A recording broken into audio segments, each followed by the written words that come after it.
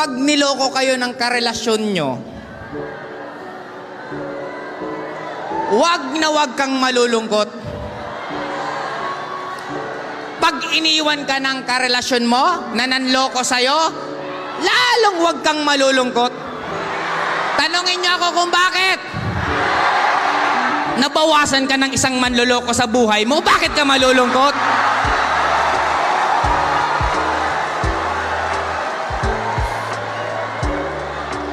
Di ba ang gulo natin?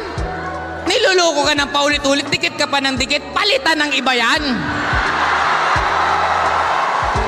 8 bilyon ang tao sa mundong to, nag-iiyak ka sa iisang tao.